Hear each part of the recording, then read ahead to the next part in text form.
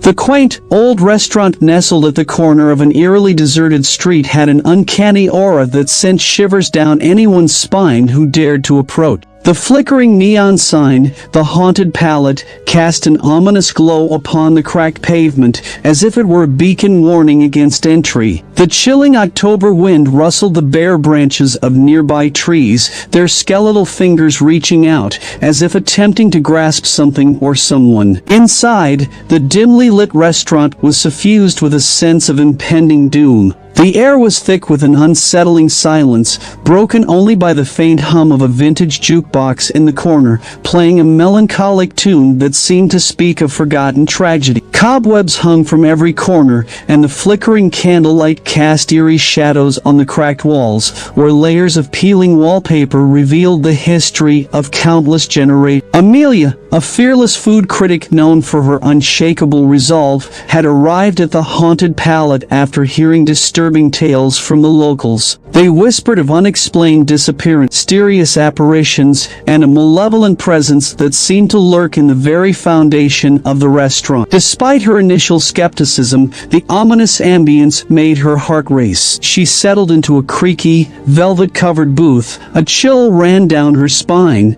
The waiter, an elderly man with hollow eyes and trembling hands, handed her a menu with trembling hands. "The chef's special tonight is to die for," he said with an unsettling grin before shuffling away. Amelia's curiosity outweighed her unease, so she ordered the special and waited. The minutes stretched into an eternity, and the jukebox's mournful melody seemed to grow louder. Suddenly, a shadowy figure appeared at the entrance. Amelia's breath caught in her throat as a tall man in a tattered tuxedo entered, his face obscured by a wide-brimmed hat. He moved with a slow, deliberate gait, sending shivers through the spines of the few remaining patrons. The waiter returned, placing a plate before Amelia. The dish looked exquisite, but something about it felt terribly wrong. She lifted her fork and hesitated, her heart pounding like a drum. Just as she was about to take a bite, the lights in the restaurant flickered and dimmed to a ghastly twilight. In the eerie half-light, the other diners had vanished, leaving only the strange man in the tuxedo. His hat still concealed his face, but his presence felt malevolent, like a predator stalking its prey. A muffled scream escaped Amelia's lips as she pushed the plate away, her appetite replaced by dread. The man finally removed his hat, revealing a ghastly visage that sent shockwaves through her. His face was pale and marred with grotesque scars, his eyes vacant and lifeless. In a raspy voice, he whispered, "You shouldn't have come here."